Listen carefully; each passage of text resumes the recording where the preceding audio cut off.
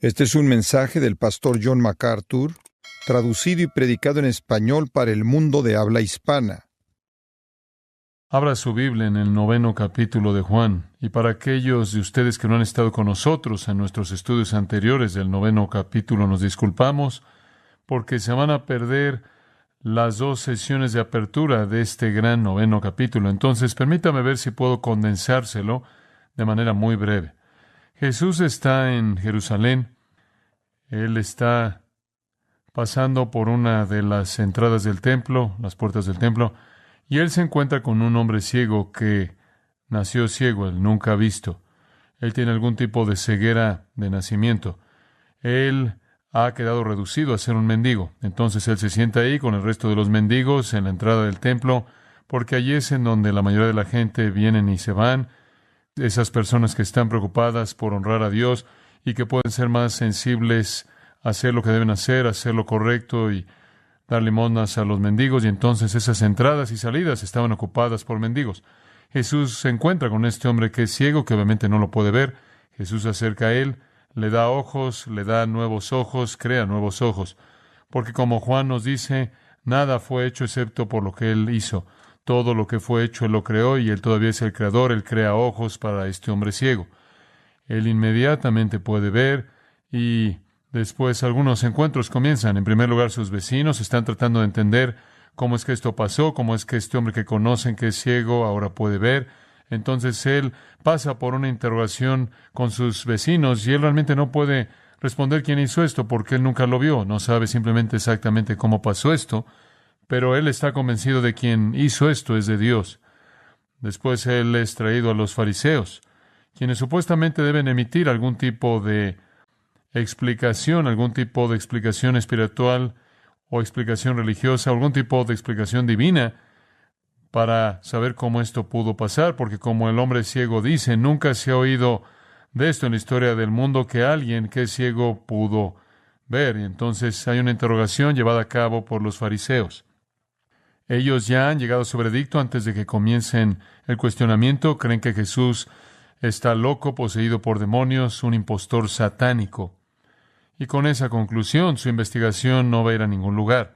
Entonces rechazan el testimonio del hombre, rechazan el testimonio de los vecinos y eventualmente terminan expulsando al hombre que ahora puede ver y lo expulsan del edificio y realmente lo expulsan de la vida de la nación, de la vida de Israel. Él ya ha sido un paria porque cualquier persona que nacía ciega se creía que había sido maldecida por Dios por pecado, quizás el pecado de sus padres, quizás su propio pecado, y entonces él ya ha sido expulsado, y entonces él ya ha estado afuera de la sinagoga, no ha podido interactuar con la sinagoga, él ha sido un paria y alguien de afuera y como consecuencia un mendigo. Su propia familia está avergonzada por él. Sabemos que él tiene una madre y un padre, se aparecen en la historia y realmente se distancian de él para protegerse a sí mismos, pero piénselo, si hubieran tenido algún amor hacia un hijo ciego, no habría sido él un mendigo.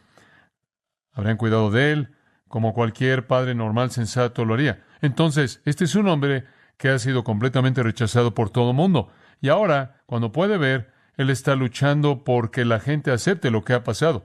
Aquellos que son sus vecinos lo ven, pero no lo pueden explicar. Los fariseos lo ven, pero se rehúsan a verlo por lo que es. Sus propios padres lo menosprecian. Y finalmente, cuando la interrogación se acaba, versículo 34, las últimas palabras de los fariseos: tú naciste del todo en pecado y nos enseñas a nosotros, y le expulsaron. Rechazan a Jesús, rechazan al hombre, rechazan el milagro. Jesús no está ahí en este punto. Él había curado al hombre y después él se desvanece de la historia y el hombre es llevado a los fariseos por los vecinos para esta interrogación, la cual termina con que él sea expulsado y continúa como un paria, aunque él ahora puede ver. Jesús entra a la escena después en el versículo 35 y leemos esto. Oyó Jesús que le habían expulsado y hallándole, le dijo, ¿crees tú en el Hijo de Dios? Respondió él y dijo, ¿quién es, Señor, para que crea en él? Le dijo Jesús, pues le has visto, y el que habla contigo, él es.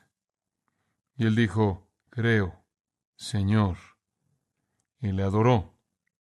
Dijo Jesús, para juicio he venido yo a este mundo, para que los que no ven, vean, y los que ven, sean cegados.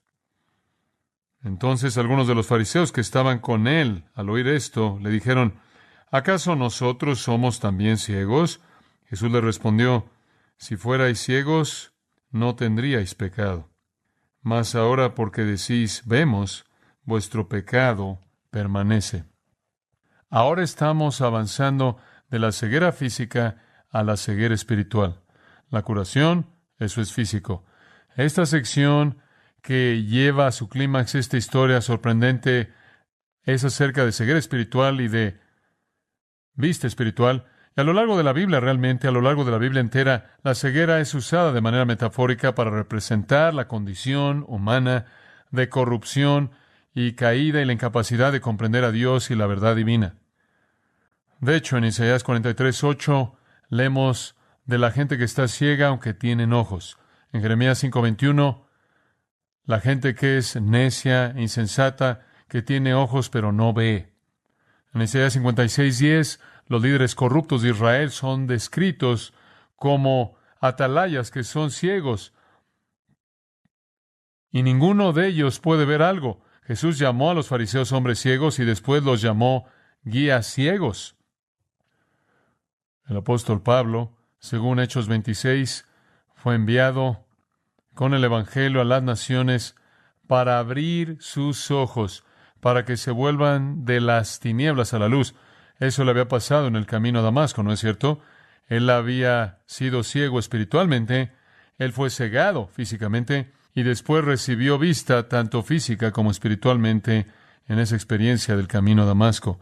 Todos los pecadores, dice el apóstol Pablo en Efesios 4, tienen el entendimiento entenebrecido. En Juan 3, nuestro Señor dijo que los pecadores aman las tinieblas más que la luz porque disfrutan sus obras malas. Apocalipsis 3:17 caracteriza al mundo de pecadores como miserables, desnudos, pobres y ciegos. Entonces la Biblia habla de ceguera como una metáfora para ignorancia espiritual, tinieblas espirituales, corrupción espiritual, la incapacidad de conocer a Dios o conocer la verdad. Esa ceguera natural debido al pecado es multiplicada por el poder y engaño de Satanás, lo cual hace una especie de doble ceguera de lo que se habla en 2 Corintios 4, el Dios de este siglo, Satanás, ha cegado las mentes de los incrédulos para que no puedan ver la luz del Evangelio de la gloria de Cristo, quien es la imagen de Dios. Ciegos naturalmente, cegados satánicamente. Cuando esta ceguera es persistente, impenitente, cuando esta ceguera continúa de manera imparable, hay un tercer tipo de ceguera, una ceguera de juicio divino que produce una ceguera final. Isaías dijo, Isaías 44:18, no saben ni entienden. ¿Por qué? Porque Dios ha oscurecido sus ojos para que no puedan ver y sus corazones para que no puedan comprender. Eso es exactamente lo que Dios le dijo a Isaías en la visión en el capítulo 6. Van a oír, pero no van a entender. Van a ver y no van a percibir. No van a creer, porque han sido endurecidos como un juicio de Dios. En Juan 12:39 y 40, aquellos que persisten en incredulidad no pueden creer, porque, como Isaías dijo, Él ha cegado sus ojos, endurecido sus corazones, para que no vean, perciban y sean convertidos. En ese punto, judicialmente cegados por Dios, no pueden ver, no pueden percibir, no pueden ser convertidos. Pablo escribió de dicho juicio en Romanos 11:8, Dios les dio espíritu de estupor, ojos que no vean y oídos que no oigan hasta este día mismo. Esta es una realidad peligrosa. La ceguera natural es condenadora. La ceguera satánica multiplicada es incluso más condenadora. La ceguera final es un juicio de Dios. Es la remoción de toda esperanza. Según Proverbios y Eclesiastés, los pecadores andan en los caminos de las tinieblas. Según Isaías 5:20, sustituyen la luz por las tinieblas y las tinieblas por la luz. Según Efesios 5:11, el mundo entero está lleno de personas que participan en las obras infructuosas de las tinieblas porque, como Colosenses 1:13 dice, son parte del dominio de las tinieblas. Ceguera, tinieblas, metáfora para la condición de los pecadores. Y en el Antiguo Testamento, cuando Dios comienza a hablar acerca del Mesías, Él habla acerca del Mesías que viene para traer la luz. Isaías 9, Isaías 29, Isaías 42, Isaías capítulo 60, todos esos lugares. El Mesías es visto como el que trae luz espiritual al mundo en medio de las tinieblas. Una luz va a brillar cuando el Mesías venga. Y conforme el Nuevo Testamento abre, ¿qué oímos? En el principio era el Verbo, y el Verbo era con Dios, y el Verbo era Dios. Todo lo que ha sido hecho fue hecho por Él, y en Él estaba la vida, y la vida era la luz de los hombres. De tal manera que la presentación del Señor Jesucristo en su realidad sobrenatural es como luz.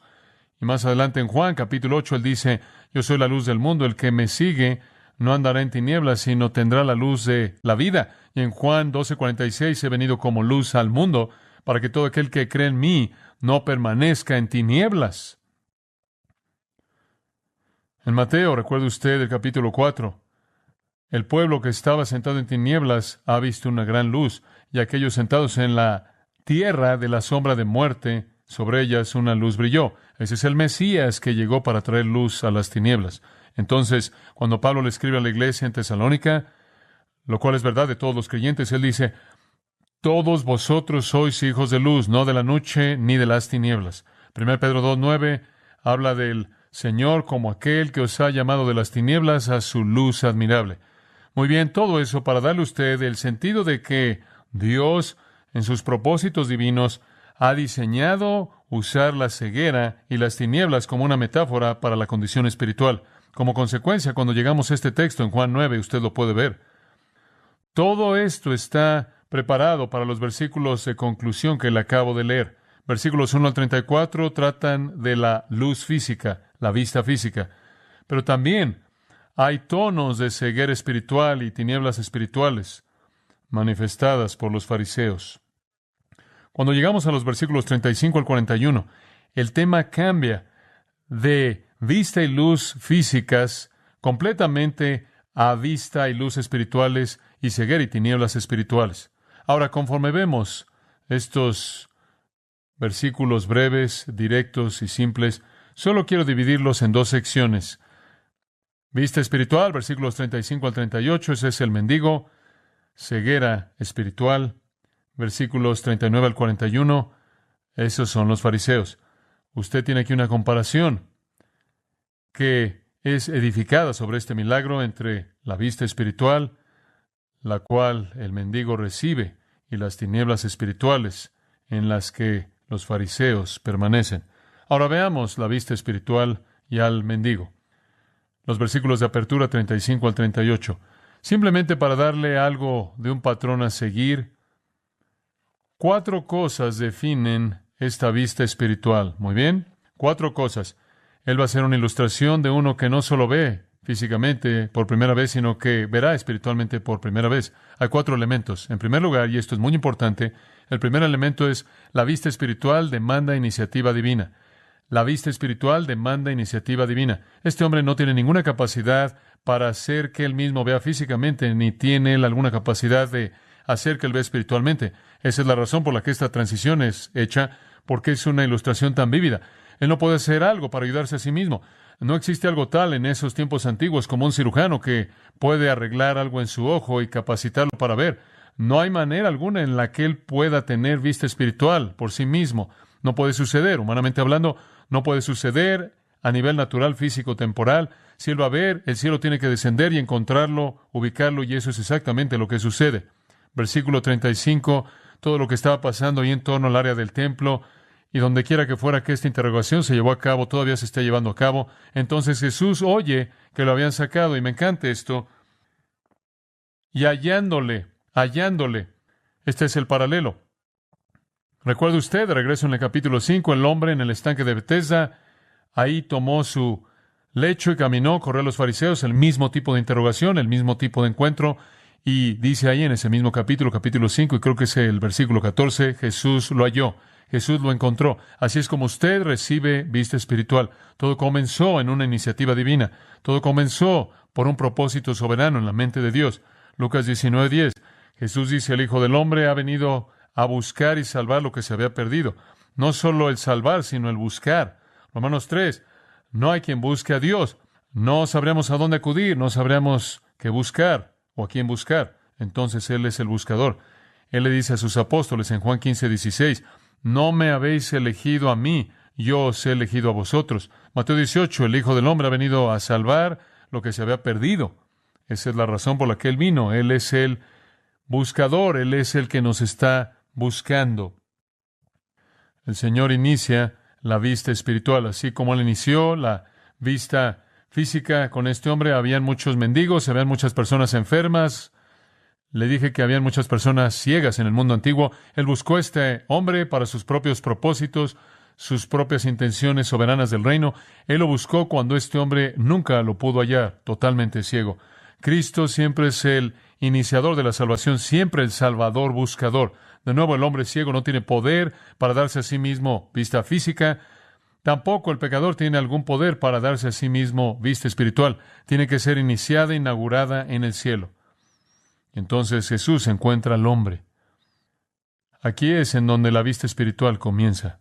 Esta es una ilustración poderosa de esto, una ilustración muy poderosa, porque este es un hombre sin esperanza, inútil, y así lo es todo pecador.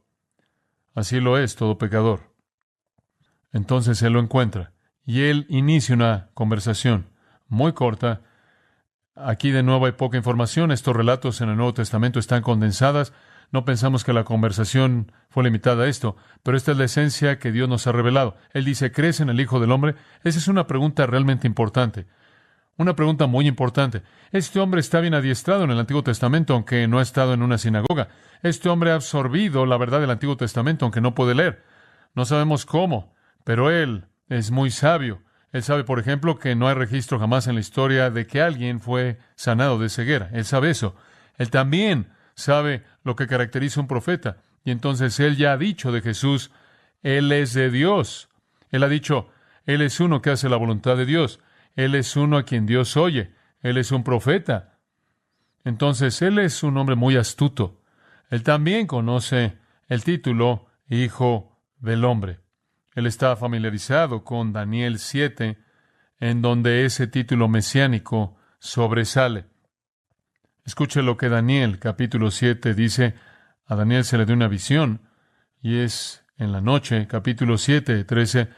Seguí mirando en las visiones de la noche, y aquí con las nubes del cielo, uno semejante a un hijo del hombre venía. Ese es un título mesiánico.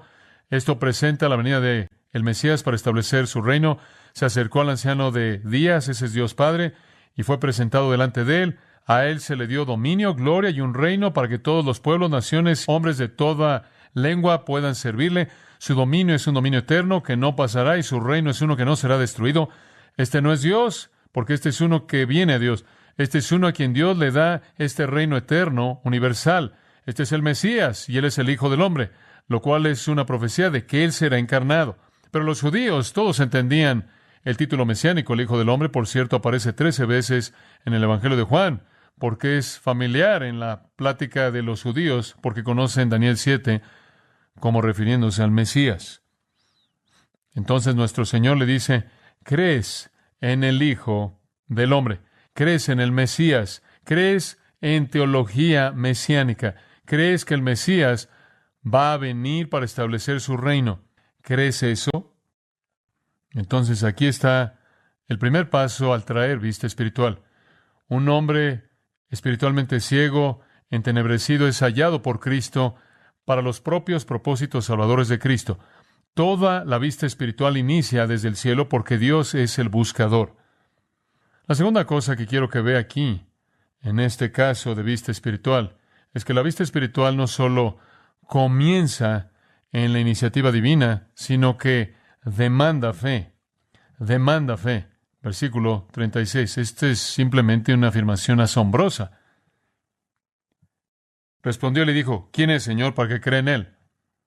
¡Qué afirmación tan asombrosa! Aquí hay un hombre que está listo para creer. Él simplemente quiere saber en quién creer. Me gustaría tener tiempo de desarrollar eso como una teología, porque lo que usted está viendo aquí es la esencia de la doctrina de la regeneración en operación. Este hombre está listo para creer. Él simplemente quiere saber qué creer. Esto no es fácilmente entendido. No es debido a lo que decimos que la gente cree. Es debido a lo que Dios ha hecho para abrirlos, para creer que responden a lo que decimos. Esto es algo sorprendente. Aquí hay un hombre que está diciendo, estoy listo para creer. ¿En quién creo? Muéstrame en quién creer. ¿Allá hay un corazón preparado? ¿Esa es tierra buena? Entonces, ¿quién es, Señor? ¿Ve la palabra Señor ahí? Él no sabe quién es, entonces él no está llamando a Jesús Señor en el sentido de Señor con mayúscula, sino en Señor con minúscula. La palabra curie puede ser usada como Señor, como usted lo vería en alguna versión, los señores y las damas en ese tipo de idea. Entonces, aquí creo que él todavía lo está usando en el sentido común. ¿Quién es él, Señor, con S minúscula, para que pueda creer en él? Algo ha estado sucediendo en su corazón. Esta iniciativa divina no solo es física, no solo Jesús lo encuentra, sino Dios, por el poder del Espíritu Santo, está abriendo su corazón para creer. Y todo lo que necesita es como Lidia, cuyo corazón el Señor abrió. ¿Se acuerdan en el libro de los Hechos? El corazón de este hombre está abierto. Lo único que él quiere saber es quién. ¡Qué sorprendente milagro divino! Este no es algún tipo de acto racional en donde usted es convencido de que este hombre necesita creer en base a hechos. El Espíritu Santo lo ha capacitado para creer incluso antes de que los hechos se vuelvan claros. Entonces, la iniciativa divina y una respuesta de fe. ¿Quién es? Para que pueda creer en Él. Hay una tercera característica en la vista espiritual. Comienza en iniciativa divina. Demanda fe. En tercer lugar, la vista espiritual confiesa a Jesús como Señor. En donde está el milagro de vista espiritual, habrá una confesión de Jesús como Señor. Observa el versículo 37. Le dijo Jesús, él había dicho, ¿en quién creo? Pues le has visto. Le has visto, lo estás viendo. Y el que habla contigo, Él es. ¡Wow! Me parece interesante que no sé cuánto este hombre había oído a Jesús enseñar. Ciertamente él no había visto ningún milagro. Habían muchas personas que vieron milagros, toda la población vio milagros, no podían superar las tinieblas espirituales. Pero Dios está superando sus tinieblas espirituales al darle fe, y lo único que Él quiere saber es en quién debe colocar esa fe.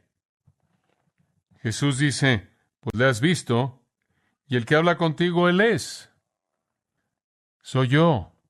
¿Se acuerda allá atrás en el capítulo 4 cuando la mujer en el pozo, la mujer samaritana dijo, bueno, sabemos que Cristo va a venir, y Jesús responde al decir, el que habla contigo, yo soy, yo soy. Y ella creyó. Y la aldea entera de Sicar creyó. Este es un milagro divino. Él dijo, Señor, creo. Él no dijo, ¿podrías darme alguna evidencia de por qué debo creer eso? No sé lo que él había oído, lo que él había conocido. Fue suficiente para él que Jesús le había dado la capacidad de ver, que ya había declarado acerca de Jesús todas esas cosas que dije. Él es de Dios, Él viene de Dios, Él es oído por Dios, Él es un profeta. Ahora Él sabe que es un profeta de Dios, y si un profeta de Dios dice, yo soy el Hijo del Hombre, yo soy el Mesías que ha sido esperado por mucho tiempo, eso es suficiente para este hombre. Corazón preparado. Y él dijo, Señor, creo, y ahora el Señor recibe una S mayúscula, es curie en él, con S mayúscula. Él ha pasado de Señor, con S minúscula, al Señor de señores. Este es el Señor en su plenitud y en el sentido más elevado y sublime. Señor, creo. Y aunque la palabra es la misma, hay una diferencia enorme. Cuando él dice Señor, en el versículo 36, él está haciendo una pregunta. ¿En quién creo? Ahora él cree y él dice Señor, en un sentido totalmente diferente porque él inmediatamente hace ¿qué? Adora. ¿Cómo sabe usted cuando la vista espiritual le viene a alguien? Bueno, es iniciada por Dios, el corazón es preparado, el corazón es abierto para aceptar la verdad y confiesa a Jesús como Señor. Simplemente es un milagro sorprendente y maravilloso, como el milagro de la vista física. Estamos comenzando a acumular aquí una lista de creyentes, ¿no es cierto? Allá atrás, cuando comenzamos el Evangelio de Juan, fue Pedro y Andrés, y Felipe y Nataniel, y después Nicodemo se apareció, y quizás todavía no un creyente, pero él va en esa dirección. Y eventualmente se vuelve un creyente, se aparece en la sepultura de nuestro Señor. Pero hasta ahora tenemos que limitarlo a Pedro, Andrés, Felipe, Nataniel, y después esa mujer samaritana en el capítulo 4, y después la gente de la aldea de Sicar, y después algunos discípulos verdaderos en el capítulo 6, y ahora podemos agregar al hombre ciego a nuestra pequeña lista de creyentes verdaderos. Cada uno de ellos es un milagro divino y sobrenatural. Cuando nuestro Señor le dijo a Pedro, carne y sangre no te ha revelado esto, sino mi Padre que está en el cielo, eso no solo fue verdad de Pedro, eso fue verdad de cualquier persona que jamás ha sido llevada a la fe, toda persona. Un mendigo pobre que no había visto nada en toda su vida, ahora ve físicamente y, lo que es más importante, ve claramente al Hijo del Hombre.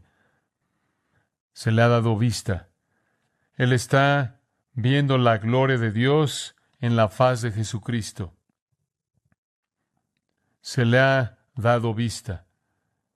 Y finalmente, la vista espiritual básicamente demanda iniciativa divina, responde con fe, reconoce a Jesús como Señor y, en cuarto lugar, resulta en adoración. Así es como el versículo 38 termina. Le adoró. Todo está en esa afirmación simple. Él lo adoró. Que el todo de lo que es un creyente está ahí, todo está ahí. Toda parte de eso está ahí. Juan 4 se acuerda de los versículos 20 al 24. El Padre busca adoradores verdaderos que lo adoran en espíritu y en verdad. ¿Cómo sabe usted cuando alguien es un creyente? Porque él se vuelve un ¿qué? Un adorador. ¿Cómo sabe usted que usted es un cristiano? No porque usted repitió una oración, no porque usted le pidió al Señor que hiciera algo por usted, no porque usted fue conmovido emocionalmente en una reunión y se sintió sentimental por Jesús. ¿Cómo sabe que usted es un creyente? ¿Cómo sabe que usted ha sido transformado? Porque usted se ha vuelto un adorador, un adorador. Esa es la razón por la que le dije a usted antes. Esta perspectiva narcisista, sentimental, centrada en uno mismo hacia el Evangelio, crea una dependencia interminable de que el sistema que fue ofrecido originalmente es la respuesta a lo que toda persona quiere que se le siga dando a esa persona y que se le dé lo que la persona quiere. Es imparable. ¿Cómo convierte usted a esa persona en uno que es un adorador totalmente abnegado? Este hombre cae de rodillas en adoración. Lo opuesto de regreso en el versículo 59 del capítulo 8, cuando Jesús declaró quién era él a los fariseos, tomaron piedras para apedrearlo. Eso es lo que la ceguera espiritual produce. Esto es lo que la vista espiritual produce. Entonces, si usted está haciendo la pregunta, ¿cómo sé si soy salvo? Pregúntese si ama a Cristo, si ama a Dios, si ama al Espíritu Santo, si desea ser obediente, si desea honrar, agradar al Señor, si usted es un adorador. Estábamos hablando en la reunión de ancianos la otra noche acerca de algunas cuantas personas que no vienen a la iglesia y los hemos buscado y dan todo tipo de, usted sabe, de excusas, usted sabe, tengo otras cosas y tal, me molesta y demás. El meollo es, esas personas lo más probable es que no son creyentes, porque los creyentes adoran. Esa es la prioridad de su vida. Y no estoy diciendo que el único lugar en el que usted adora es en la asamblea colectiva de la iglesia. No es así. Pero esto es lo que lo levanta a usted y lo fortalece y lo alienta para el resto de esas horas cuando usted adora como una persona independiente. Esto es crítico. Esto satisface el anhelo de nuestro corazón, honrar al Señor, oír del Señor, exaltar al Señor, alabar al Señor, adoradores. Entonces aquí hay un hombre con dos biografías. Él es ciego físicamente, él es ciego espiritualmente, él es buscado por el Señor físicamente, él es buscado por el Señor espiritualmente. Se le ha dado vista espiritual, se le ha dado vista física. Se le ha dado una oportunidad de dar testimonio acerca del Señor. Él es abandonado por su familia. Él es odiado por los enemigos del Evangelio. Él es expulsado del sistema de su día debido a su asociación con Cristo. Él, en cierta manera, es un retrato de lo que es ser un cristiano. Él toma su lugar a los pies del Salvador. Se vuelve un adorador, como todos los creyentes se vuelven. En contraste a eso, simplemente, rápidamente, la ceguera espiritual en el caso de los fariseos, versículo 39. Dijo Jesús: para juicio he venido yo a este mundo, para que los que no ven, vean, como el hombre ciego, como los pecadores que se arrepienten, y los que ven, como los fariseos pensaban que veían, como Jesús dice: no he venido a llamar a los justos, la gente que piensa que es justa. He venido a este mundo para que los que no ven, vean, y los que ven, no vean. Obviamente un juego de palabras en todo este concepto de ceguera, lo cual, como dije, está por toda la Escritura. Cuando Jesús ve a este hombre adorándolo, Él compara a este corazón del mendigo humilde que confía, que cree, con el odio hostil, obstinado de los fariseos. Y Él admite: así va a ser en mi venida. Aunque el Hijo del Hombre ha venido a buscar y a salvar a los perdidos, aunque Él no viene a juzgar. Como dice en Juan 3, Él no vino a juzgar al mundo, sino para salvar al mundo. Aún así, aunque Él vino en su encarnación para salvar, su salvación en sí misma se vuelve una realidad que divide. Hay un juicio encerrado en ella. Como Simeón dijo: este hijo es para levantamiento y caída de muchos. Él es el divisor. Este no es el juicio final, este es una especie de juicio inmediato que sucede en el punto en el que el Evangelio es presentado, en el que Cristo es presentado. Hay una división que se lleva a cabo entre el creyente y el incrédulo. Sí, Él no vino para juzgar en el sentido de juicio final. Él vino para salvar. Él vino para ser humillado y para ir a la cruz y resucitar de los muertos para salvar. Pero incluso eso es un juicio pronunciado. De hecho, en Juan 3, Él dice: si lo rechazas, te juzgas a ti mismo. Usted se juzga a sí mismo. Usted ya es juzgado. Si una persona ve en Jesús, quien murió en la cruz para salvación, nada deseable, nada que esa persona quiere, ese es un juicio sobre esa, es un juicio sobre esa, es un juicio sobre esa, es un juicio sobre esa,